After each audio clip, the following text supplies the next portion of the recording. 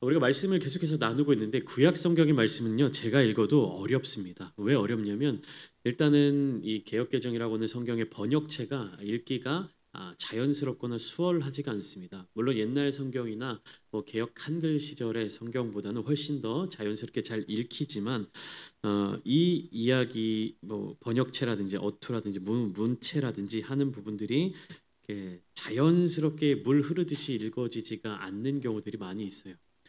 어, 여기에는 이제 장점도 있고 단점도 있습니다. 장점은 무엇이냐? 어려우니까 한 번 더 반복해서 읽을 수 있다라는.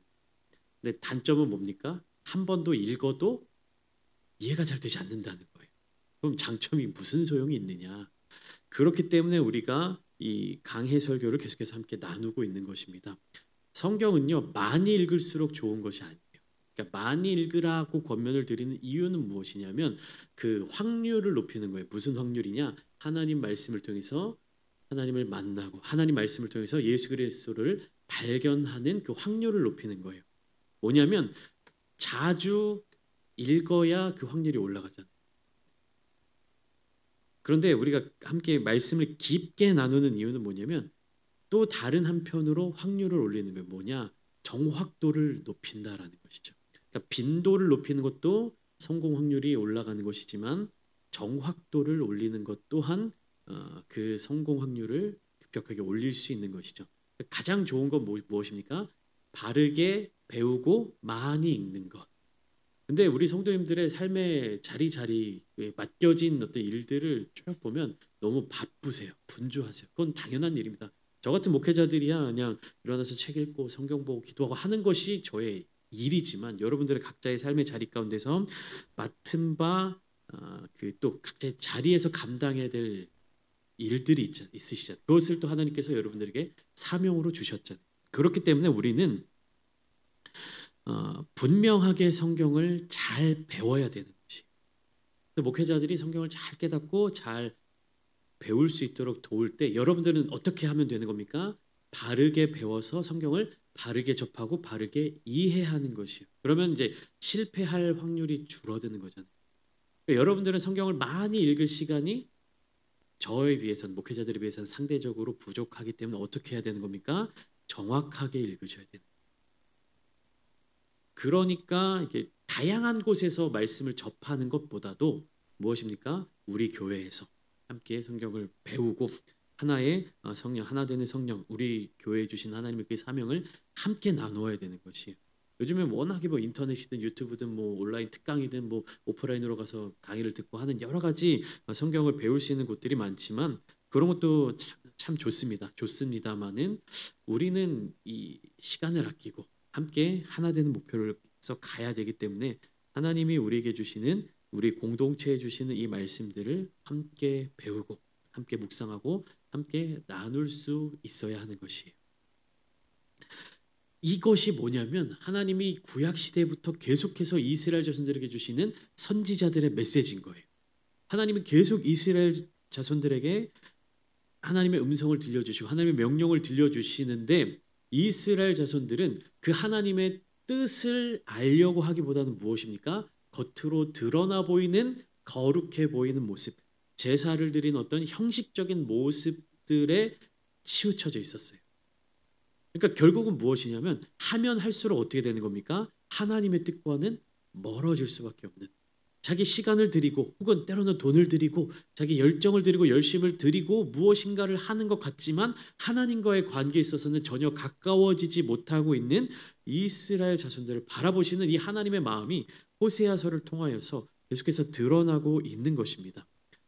그러니까 어떻습니까? 하나님은 이스라엘 자손들의 그 모습 때문에 분노하시게 될 때도 있고요. 그럼에도 불구하고 여전히 살아가시기 때문에 어떻게든 돌아오도록 권면하는 말씀을 주고 계시는 것이에요. 그러니까 하나님은 이 심판의 하나님이시면서도 동시에 그들을 구원하시기 위한 그 마음을 절대로 포기하지 않고 계셨다라는 것입니다. 그러면 이스라엘 자손들이 하나님의 택함받은 민족으로서 택함받은 백성으로서 그 은혜를 누리기 위해서는 어떻게 해야 되느냐? 나의 의지로 내가 하고자 하는 모든 것들을 다 내려놓고 누구의 음성에 귀를 기울여야 하는 겁니까? 하나님의 음성에 귀를 기울여야 하는 것이. 사랑하는 성도 여러분, 여러분의 삶의 자리 가운데 분주한 일들이 많은 것 모습들이 그것이 불행한 일이 아니에요. 하나님은요 여러분들의 삶의 자리 건데 함께 하고 계시는 것이에요. 내가 일하느라 뭐 말씀을 못 읽을 시간이 부족해. 내가 뭐 하느라 뭐 해야 되기 때문에 기도 시간이 부족해. 이것이 기도를 못 하고 말씀을 못 듣고 하는 것에 어떤 핑계가 되어서는 안 되지만 그것으로 여러분들 스스로를 정죄해서도 안 됩니다. 다르잖아요. 목회자의 삶과 여러분 성도들의 삶이. 저는 여러분들을 계속 보면서 굉장히 존경스럽습니다. 각자의 삶의 자리 가운데 주어지는 일들도 다 최선을 다해서 하시면서 또 때마다 예배에 참석하시고 말씀을 계속해서 사모하시고 기도하기를 힘쓰시고 이런 모습들이 제가 볼 때도 너무나도 감사한데 하나님이 보시기에 얼마나 아름다운 모습이겠어요. 그렇게 간구하는 자들에게 하나님이 은혜를 베풀어 주시고 말씀으로 역사하여 주시고 귀한 진리의 은혜의 자리 가운데로 함께 초청해 주고 계시는 것이에요. 우리는 그렇기 때문에 하나님과 동행해야 하는 것이고 하나님과 동행하는 한 사람 한 사람들이 모여서 무엇을 이루는 겁니까? 공동체를 이루어가는 것입니다. 그래서 가정 가운데 하나님의 말씀으로 하나됨을 이루셔야 되는 것이고요. 우리 교회 가운데 하나님의 말씀으로 거룩한 공동체를 이루어 가셔야 하는 것이고 이것으로부터 시작해서 우리가 증인으로서의 삶을 살아가는 겁니다. 무엇입니까? 그것이 하나님을 아직 모르는 예수님을 아직 모르는 그 자리로 가서 그곳에서 아름다운 공동체를 세워나가는 사명이 저와 여러분들에게 주어지고 있는 것입니다. 호세아서는 굉장히 하나님의 시선으로 바라볼 때 너무나도 안타까운 장면들이 많이 있어요. 하나님이 어떻습니까? 이스라엘 자손들의 그 죄악된 모습들이 너무나도 계속해서 반복되어 등장하고 있기 때문에 하나님이 제가 지난번에 말씀드렸죠. 하나님이 이스라엘 자손들을 용서해야지라고 결단하시는 그 순간에 또 여전히 이스라엘 자손들은 새로운 죄들을 계속해서 지어가고 있었다. 쉽게 말하면 하나님이 용서해 주시는 속도보다 이스라엘 자손들이 죄를 짓는 속도가 더 빨랐다라는 것이요. 그러면 자연스럽게 멸망으로 갈 수밖에 없는 것입니다. 누군가가 열심히 청소하고 있는데요. 그 청소하는 속도보다도 어지럽히고 더럽히는 속도가 더 빠르면 어떻게 되는 겁니까? 깨끗해질 수 없는 것이죠. 코로나 때 우리가 그걸 되게 절실히 경험하지 않았습니까? 방역하고 예방하고 치료하는 그 속도보다 뭡니까? 퍼져나가는 속도가 더 빠르니까 사회가 완전히 혼돈에 빠지게 됩니다. 제대로 된 대책도 세울 수 없고 처음 경험하는 일들이기 때문에 막 모두 다 어려움에 빠지고 이와 같이 이스라엘은 하나님 앞에서 죄에 빠지고 그 죄를 해결하지 못하는 문제를 지니며 살아가고 있었어요. 특별히 호세아 8장을 통해서 하나님께서는요 이스라엘 자손들에게 그들이 가지고 있었던 가장 큰 문제 두 가지를 지적하고 계십니다. 첫 번째는 무엇이냐?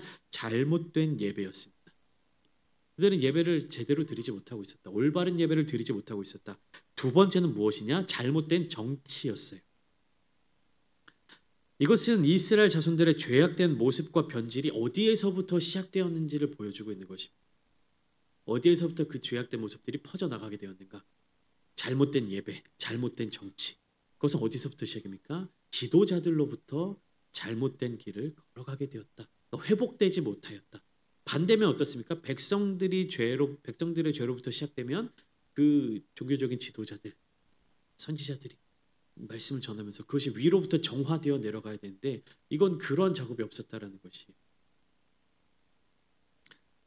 잘못된 예배, 잘못된 정치. 결국에 이것은 무엇을 이야기하느냐? 오래전에 이 한국 프로 농구가 한창 유행할 때 고려대 농구부 대학 농구부 감독을 하셨던 박한 감독이라는 분이 계세요. 그분이 그 고려대에서 이제 시합을 경기를 하고 있는데 선수들을 작전 타임에 딱 불러 모으고 이렇게 얘기를 했다고 합니다. 야, 너네 잘하고 있어. 우리 너무 잘하고 있는데 딱 두 가지가 부족해. 뭐냐? 공격. 첫 번째 공격, 두 번째 수비. 딱 이 두 가지만 고치면 돼. 이러고 이제 작전 타임을 끝냈다고 합니다. 여러분 농구 경기를 하는데 공격하고 수비는 뭡니까? 전부죠, 전부. 이스라엘 자손들이 지금 두 가지를 지적받고 있는데 첫 번째는 잘못된 예배이고요, 잘못된 정치요.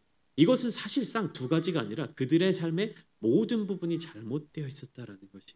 하나님의 백성으로 하나님을 만나고 하나님을 섬기며 살아야 하는 이스라엘 자손들이 그들의 예배가 썩어가고 있었어요. 하나님과의 관계가 제대로 이어져가지 못하고 있었다라는 것이죠. 그 정치는 무엇입니까? 이 땅에서 어떠한 태도를 가지고 살아가야 하나, 어떠한 목적을 가지고 살아가야 하나, 어떠한 가치관을 가지고 살아가야 하는 부분이 정치인 것이죠. 근데 그것조차 제대로 되지 못하고 있었다. 그러니까 이스라엘은 지금 아무것도 정상적으로 진행되지 못하고 있었다. 그러니까 병들어 있었다라고 하는 것입니다. 그래서요, 하나님께서는 이스라엘 자손들이 어떠한 삶을 살아가고 있다? 하나님을 잊은 삶을 살아가고 있다라고 이야기를 하십니다. 그렇게 하나님을 잊어버린 신앙은 무엇이 남냐? 겉모습만 남는다라는 것입니다. 형식만 남아있다라는 것이에요. 그러니까 형식만 남으면 어떻습니까? 겉으로 볼 때는 그럴듯해요. 그런데 그 내면은 썩어가고 있는 것입니다. 부패하고 있는 것이. 그러니까 회칠한 무덤이라는 말씀을 예수님께서 하셨죠. 이스라엘 땅의 그 장례 문화는요, 우리와 같이 어떤 매장이라든지 오늘날처럼 화장과 같은 문화가 아니라 그 굴을 파고 그 안에 시체를 이제 넣어놓거나 혹은 이제 그런 굴이나 그런 무덤을 준비하지 못한 사람들은 오늘 공동묘지처럼 이렇게 땅을 파고 시신을 넣어놓고 돌을 올려놓는 듯이 이렇게 되어 있는 것이에요. 그러니까 길을 걷다 보면 평범한 길이 있어요. 근데 그 길 사이사이에 어떤 길처럼 보이지만 평토장한 무덤이라고 그러잖아요. 무덤 이렇게 시신을 이렇게 안치해 놓고 평평하게 이렇게 깎아 놓는 거예요. 근데 사람들이 다니다 보면 그곳이 무덤인지 일반 길인지 구분할 수가 없으니까 거기에 무덤이라는 표시로 이렇게 회를 칠해 놓는 겁니다. 그래서 회칠한 무덤. 똑같아 보이는 길처럼 보이지만 그 표시를 제대로 해놓지 못하면 무덤 위를 밟고 다니는 것처럼 그 안에는 시체가 썩어가고 있는 것처럼 겉으로 드러나 보일 때는 하얗고 멀쩡해 보이고 그냥 깔끔해 보이는데 그 안에 썩어져가는 시체가 있는 회칠한 무덤처럼 이스라엘 자손들은요 계속해서 하나님의 경고와 하나님의 사랑의 메시지를 들으면서도 회복되지 못하고 안으로 썩어가고 있었다. 겉으로 형식만 남아 있었다라고 하는 것입니다. 이스라엘 자손들은 여전히 제사를 드리고 여전히 절기를 지키며 입술로 하나님을 부르고 그들의 어떤 절기에 따른 모든 안식일도 지켜나가고 있었습니다. 근데 안식일은 지키고 있었는데 안식일을 거룩하게 지키라고 하는 하나님의 그 마음은 기억하지 못하고 형식만 남아버린 것이에요. 절기를 지켜서 여호와의 구원하심을 기억하도록 세워놓으신 하나님의 그 마음은 잊어버리고 그 절기를 지내면서 명절 음식을 먹고 이웃들과 함께 즐기고 잔치를 벌이고 하는 그런 모습들만 남아 있었다라는 거죠. 그러니까 하나님의 백성들 안에서 무엇이 빠져버린 겁니까? 하나님과의 관계가 빠져버리게 된 것이. 이 호세아서를 쭉 묵상하다 보면 오늘날 교회 안에서도 비슷한 현상이 반복되는 것을 발견하게 됩니다. 이 본문으로 설교하시는 목사님들도 반복적으로 다 동일하게 하시는 말씀이 무엇이냐? 한국 교회를 포함한 오늘날의 모든 교회들은 예배 형식이 굉장히 멋있어졌다라는 겁니다. 굉장히 체계적으로 갖추어져 가고 있다라는 거지. 근데 그 안에 무엇이 빠져 있는 경우가 많다? 하나님의 감동하심, 하나님의 은혜, 하나님을 바라보는 그 간절한 심령이 빠진 경우들이 너무나도 많이 있다라고 말씀을 전하고 있는 것이. 그리고 그 이유에 대해서 뭐라고 지적하느냐? 하나님이 나의 주인이 아니다. 하나님을 주인으로 섬기는 것이 아니라 무엇입니까? 하나님은 나의 문제를 해결해 주는 어떠한 수단으로 여겨지고 있기 때문에 하나님을 목적으로 삼고 살아가야 하는 교회가 하나님을 수단으로 자꾸만 전락시키고 있기 때문이라는 것이에요. 말씀은 은혜롭게 듣고 있는데 결국 그 말씀을 듣고 나면 우리가 기도했을 때 하나님은 들어주시는 분이시다라는 어떤 메시지. 있는 그대로의 텍스트만 보면 사실이죠. 우리가 기도할 때 하나님은 들어주시는 분이시다. 근데 이 설교가 전해질 때 우리가 하나님을 의지해야 된다라고 전해지는 것이 아니라 우리가 기도하면 하나님은 들어주셔야만 한다라는 어떤 그런 뉘앙스로 전해지게 되면 이것은 하나님이 빠져버린 예배가 된다라는 것이죠. 여러분, 하나님이 우리의 왕이 되셔야 하는 것입니다. 하나님이 우리의 주인이 되셔야 되는 것입니다. 호세아서에서도 계속해서 나누고 있지만 하나님의 종이 된다는 것, 하나님은 우리의 주인이 된다는 것은 신분이 전락하는 것이 아니에요. 노예로서의 그런 비천한 신분으로 떨어진다는 것이 아닙니다. 하나님의 종이 된다는 것, 하나님은 우리의 주인이 되신다는 것, 하나님은 우리의 왕이 되신다라고 하는 것은 하나님과 깊은 관계를 상징하는 것이라고 말씀드렸습니다. 넌 이제부터 노예야. 넌 평민이 아니라 노예야. 이것이 아니라 하나님의 종이 되었다라고 하면 하나님께서 귀하게 여기는 사람이 되었다라는 것입니다. 하나님께서 사랑하시는 사람이 되었다라는 것이, 하나님의 그 사랑과 은혜를 누리며 살아가는 사람이 되었다라는 것입니다. 그렇게 우리는 하나님의 종이 되어야 하는 것입니다. 목회자들만 하나님의 종이 아니라 여러분들이 하나님의 종이 되셔야 되는 것이고, 여러분들이 하나님의 자녀가 되셔야 되는 것이고, 여러분들이 하나님의 백성이 되셔야 되는 것이요. 다른 표현이지만 같은 의미를 갖고 있어요. 무엇입니까? 하나님의 사랑을 누리고 살아가시라. 하나님과의 깊은 관계를 누리고 살아가시라. 그리고 그 관계를 통하여서 온전한 샬롬의 은혜를 충만하게 누리도록 하나님께서 계속해서 우리에게 말씀해 주고 계시는 것입니다. 여러분, 형식만 남은, 겉모양만 남은 신앙은 결국 어떠한 과정으로 이어지게 되냐면 하나님 없이도 신앙생활이 가능한 상태로 바뀌게 됩니다. 그러니까 하나님이 형식을 주신 이유가 무엇입니까? 안식일을 기억하여 거룩하게 지키라고 말씀하신 이유가 무엇입니까? 그 안식일에 하나님과 교제를 나누기 위해서죠. 근데 거기서 하나님이 빠져버리면 무엇만 남냐면 안식일을 지키는 것만 남아요. 그래서 그 형식이 남아 있으면요, 그 다음부터는 어떻게 되느냐? 하나님 없이도 안식일을 지킬 수 있게 되고요, 하나님 없이도 예배를 드릴 수 있게 되는 것이고, 하나님 없이도 기도할 수 있게 되는 것이고, 하나님 없이도 교회가 세워질 수 있는 것이에요. 왜요? 형식만 남아 있으니까. 본질을 잊어버리게 되니까. 그러면 무슨 일이 생기냐? 영적인 무감각의 단계로 떨어지게 돼요. 내가 영적으로 어떤 상황에 있는지, 내가 어떤 수준에 있는지, 내가 지금 어떠한 상황에 처해 있는지조차도 깨닫지 못하는 상태가 됩니다. 그 상태가 되면 너무나도 안타깝게도 들어도 들을 수 없는 상황이 되는 거예요. 귀 있는 자는 들을지어다, 주님 말씀하시죠. 귀가 닫혀버리는 상태가 되는 겁니다. 그러니까 우리는 경계해야 돼요. 무엇을 경계하느냐?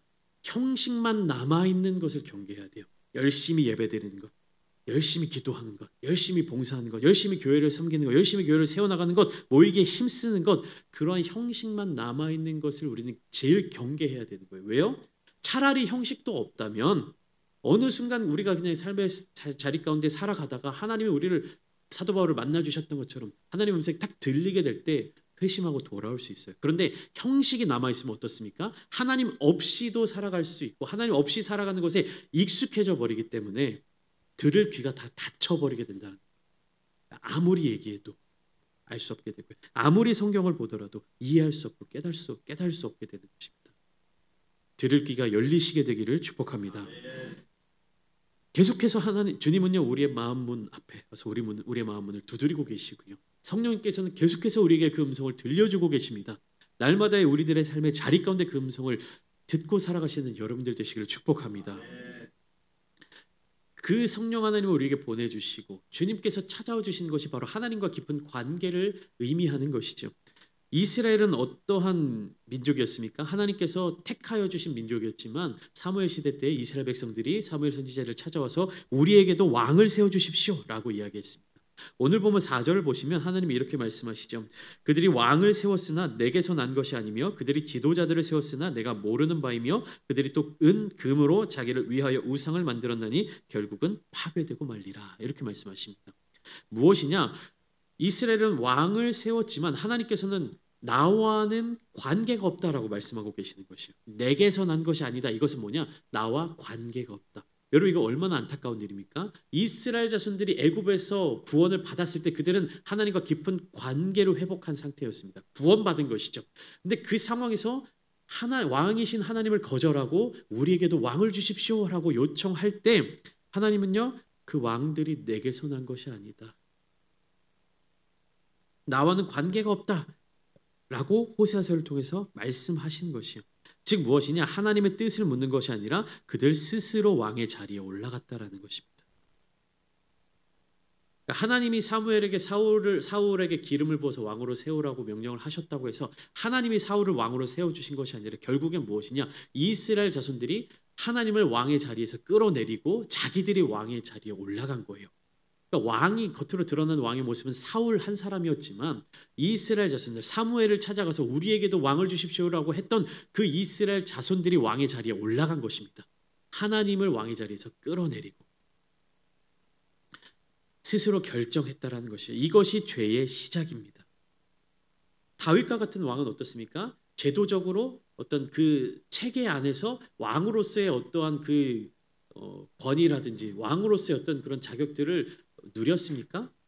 아니죠. 그는 여전히 왕의 자리에서도 하나님을 찬양하는 예배자로 살았습니다. 그러니까 그는 세상에서 어떤 신분이 왕이었을 뿐이지 여전히 그의 마음 가운데 진정한 왕은 누구셨습니까? 하나님이셨던 것이죠.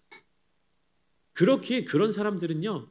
사도 바울도 마찬가지고요. 내가 어떠한 상황에 처해져 있든지 내가 비천한 상황이든 내가 풍부한 상황이든 부유한 상황이든 만족할 수 있고 감사할 수 있는 이유는 무엇입니까? 하나님이 언제나 왕이시기 때문에 그리고 그 왕이신 하나님이 나를 사랑하시고 나와 동행하여 주시고 나와 깊은 관계를 누리고자 하시기 때문에 여러분 하나님을 높이십시오. 하나님이 우리와 함께 계실 때 우리가 하나님을 높일 때 우리는 하나님의 자녀로서의 권세를 갖고 살아갈 수 있는 것입니다. 그러나 우리가 하나님을 인정하지 아니하고 하나님의 권위를 끌어내리고 우리가 하나님의 자리에 올라가 설 때 겉으로 드러나 보일 때 우리는 높아 보이고 무엇인가 인정받는 것처럼 보이고 뭔가 잘 되는 것처럼 보이지만 결국에는 무너져 내릴 수밖에 없는 것입니다. 왕이신 하나님을 섬기며 왕이신 하나님을 모시며 왕이신 하나님을 사랑하며 살아가는 그 은혜를 잊어버리지 마시기를 축복합니다. 하나님은 5절과 같이 말씀하시죠. 사마리아여 내 송아지는 버려졌느니라. 하나님을 섬겨야 될 하나님의 백성들이 하나님을 버리고 우상을 섬기는 그 모습을 통해서 그들은 이제 어떻게 되는 겁니까? 우상과 함께 멸망하게 되는 것입니다.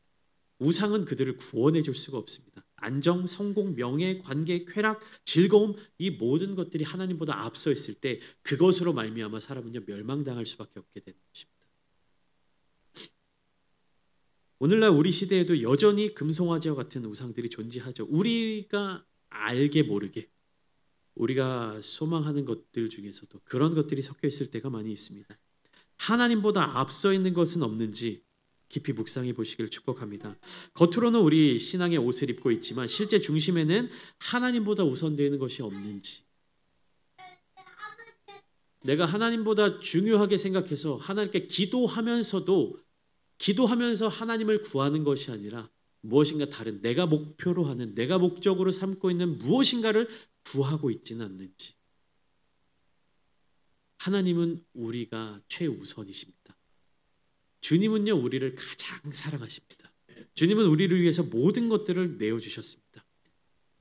우리도 주님을 위해서 모든 것들을 내어드릴 수 있어야 되는 것이 여러분 우리는 이 말의 은혜를 많이 받습니다. 주님은 우리를 죽기까지 사랑하셨다. 하나님은 우리를 사랑하셔서 모든 것들을 다 내어주셨다라는 이 메시지는 너무나도 큰 은혜를 받습니다.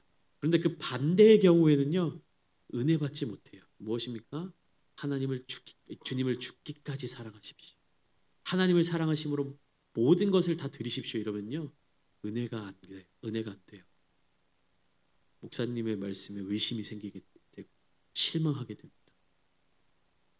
근데 우리가 하나님께 원하는 건 뭐예요? 하나님은 우리를 위해서 모든 것을 주셨고 우리가 가장 먼저 최우선이고 주님은 죽기까지 우리를 사랑하셨는데 그 반대로 우리가 주님을 죽기까지 사랑하는 것 하나님께 모든 것을 내어드리는 것 하나님을 1등으로 삼는 것 이렇게 설교 말씀을 드리면요 아우 마음의 부담감 목사님 왜 저러시지 이런 마음이 들 수 있다라는 거예요. 하나님의 사랑에 반응하는 여러분들 되시기를 축복합니다. 하나님의 사랑에 반응할 때요 우리의 능력으로 하나님을 사랑할 수 있는 것이 아니에요. 우리의 어떠한 노력으로 하나님을 사랑할 수 있는 것이 아니에요. 하나님 앞에 우리를 내어드리고 고백할 때 하나님의 사랑이 우리 가운데 넘쳐나게 되는 것이고 그 사랑이 흘러가게 되는 것이고 결국에 그 사랑이 흘러가는 그곳에 하나님께서 계시는 것입니다. 우리 가운데 사랑을 흘려보낼 대상들이 있습니까? 그들을 축복하며 기도해 주세요. 우리 공동체 가운데 기도 제목들이 있습니까? 그들을 위해서 눈물로 기도하십시오. 하나님의 사랑이 우리 가운데 흘러 넘치게 될 때 그 사랑이 하나님께 영광으로 돌려지고 우리의 삶을 통해서 증인으로서의 거룩한 삶을 우리가 살아낼 수 있게 되는 것입니다. 하나님을 잊어버린 신앙은 헛된 열매를 거두게 된다는 것이에요. 7절부터 14절까지 말씀인데요. 7절 말씀을 우리 같이 한번 읽어보겠습니다. 시작. 그들이 바람을 심고 광풍을 거둘 것이라 심은 것이 줄기가 없으며 이삭은 열매를 맺지 못할 것이요 혹시 맺을지라도 이방 사람이 삼키리라. 여러분 열매를 걷지 못하는 것보다 더 불행한 것은요 헛된 열매를 걷는 것이에요. 그 열매를 거두기 위해서 들여간 많은 노력들이 있을 것이고 많은 또 투자들이 있을 것이고 근데 열매를 거뒀는데 그것이 헛된 열매가 돼요. 쓸모가 없어진 것이. 그것이 가장 불행한 일인 것입니다. 우리가 신앙생활하면서 가장 불행한 것 무엇입니까? 열심히 신앙생활을 했는데 우리가 하나님의 심판대 앞에 섰을 때 주님께서 나는 너를 도무지 모른다. 평생을 신앙생활을 했는데 하나님 앞에 서서 천국에 들어가지 못하는, 그것이 가장 불행한 일 아니겠습니까? 평생 교회 근처에도 안 와보고 그냥 심판받고 지옥에 가는 사람들보다 더 불행한 사람. 이 땅에서조차 즐기지 못하고 이 땅에서조차도 진정한 행복을 누리지 못하는데, 그러려면 어떻게 해야 됩니까? 이 메시지를 들으면 우리 마음에 어떤 마음이 듭니까? 에이 뭐 신앙생활 안 해도 그만 우리 난 이제부터 즐기고 살 거야, 이런 마음이 드십니까? 아니죠. 하나님이 원하시는 깊은 신앙의 단계로 나아가야겠구나. 우리가 열매 없는 헛된 열매를 거두는 신앙생활을 해서는 안 되겠구나. 하나님께서 기뻐하시고 하나님께서 우리를 위해서 예비해 두신 그 열매를 반드시 우리가 거두어야 하겠구나라는 결단이 생기지 않으십니까? 그것은 어떻게 하느냐? 하나님께 모든 걸 맡겨드려야 되는 것이에요. 8절 말씀을 통해서 알 수 있는 것은 무엇이냐? 이스라엘은요, 여러 가지 정치 외교적인 상황을 통해서 자신들이 처한 위기를 해결하려고 했습니다. 이스라엘은 이미 삼켜졌은즉 이제 여러 가운데 있는 것이 즐겨 쓰지 아니하는 그릇 같도다. 나의 능력으로, 나의 힘으로, 나의 어떤 정치적인 이런 것들로 위기를 타개하려고 했지만 쓸모를 잃은 그릇이 되어버렸습니다. 여러분 살림 이렇게 하시면서 찬장에 그릇들이 많이 가득 차 있잖아요. 여러분들 거기 찬장에 있는 모든 그릇들을 다 쓰십니까? 아마 다 쓰시는 분들 거의 없으실 거예요. 찬장을 가득 채운 그릇 중에 5년째 먼지가 쌓여서 한 번도 꺼내지 않은 그릇도 있을 것이고요. 예쁜 컵들 혹은 다양한 종류의 컵들이 찬장에 있지만 한 번도 쓰지 않은 그런 그릇들이 있을 겁니다. 방치되어 있는 것이죠. 그러니까 즐겨 쓰지, 8절 말씀처럼 즐겨 쓰지 아니하는 그릇 같다라는 것은 무엇이냐? 모양은 그대로 갖추어져 있지만 쓸모가 없어졌다라는 거예요. 여러분, 쓸모가 없어졌다. 쓸모없이 찬장에 자리만 차지하는 존재가 된 거예요. 얼마나 불편합니까? 곧 버려지게 될 것들 아닙니까? 자리는 차지하고 있지만 아무짝에 쓸모가 없어요. 얼마나 안타까운 일이 되겠습니까? 하나님을 찬양하는 족속, 제사장적인 나라, 하나님의 뜻에 순종하며 그 뜻을 이루어가는 민족이 바로 이스라엘 자손들의 정체성이었는데, 그들은 그 정체성을 잃어버리고 형식과 모양만 갖춤으로 말미암아 하나님과 도리어 멀어지게 되는 결과를 낳게 되었다라는 것입니다. 그래서 하나님은 그런 형식과 모양만 갖추고 있는 것을 거절하시고 호세아서 6장 6절에서 말씀하셨던 것처럼 나는 인애를 원하고 제사를 원하지 아니하며 번제보다 하나님을 아는 것을 원하노라. 하나님이 정말로 제사의 모든 것들을, 하나님 명령하신 제사를 다 쓸모없는 것으로 여기신 것입니까? 모양만 있는 제사는 받지 않겠다라는 것입니다. 제사를 명령하신 이유가 무엇입니까? 그 제사의 그 복잡한 과정을 통해서 하나님의 사랑을 깊이 누리도록 하신 것인데, 그 사랑을 찾는 것을 포기하고 그 복잡하고 어려운 과정만 계속하고 있으니까 불편해지는 것입니다. 이스라엘은 하나님을 아는 것을 잊어버렸습니다. 자기를 지으신 하나님을 잊어버렸습니다. 하나님을 잊는다는 것은 단순한 기억 상실의 영역이 아니라 하나님과의 관계가 끊어져 버렸다는 얘기입니다. 그 결과는 불과 같은 심판밖에는 없습니다. 하나님을 잊은 신앙은 결국 스스로 불을 붙이는 신앙이 되는 것입니다. 성령의 불길로 은혜의 불길을 받는 것이 아니라 심판의 불길을 붙이게 되는 것이에요. 여러분, 오늘 우리의 삶 속에서 하나님을 잊게 만드는 것들은 무엇입니까? 하나님으로부터 멀어지도록 만드는 것은 무엇입니까? 교회 안에서 우리의 형식만을 붙잡고 그 속에 있는 내면들을 다 잃어버리게 만드는 것들은 무엇입니까? 여러분들이 바라는 성공이 있습니까? 편안함이 있습니까? 혹은 바쁜 일상 속에서 익숙해져 있는 어떠한 반복되는 삶의 모습들이 있습니까? 이 시간 우리가 기도의 자리 가운데 나아갈 때 다시 하나님을 기억하기를 원합니다. 하나님을 잊지 않는 신앙, 그분의 말씀을 삶의 중심에 두는 신앙이 우리를 살리고 가정을 회복시키며 교회를 세워 나가게 될 것입니다. 하나님을 바라보십시오. 하나님을 깊이 묵상하십시오. 모양만 갖춘 신앙이 아니라 그 모양 가운데 보배와 같은 주님을 모시며 나아가는 우리 모두가 되기를 소망합니다. 그리함을 통해서 우리 기도의 자리 가운데, 우리 예배의 자리 가운데 하나님께서 기쁨으로 함께 하시는 우리 아름다운 창대교회 모든 성도님들을 다 되시기를 주님의 이름으로 축원합니다.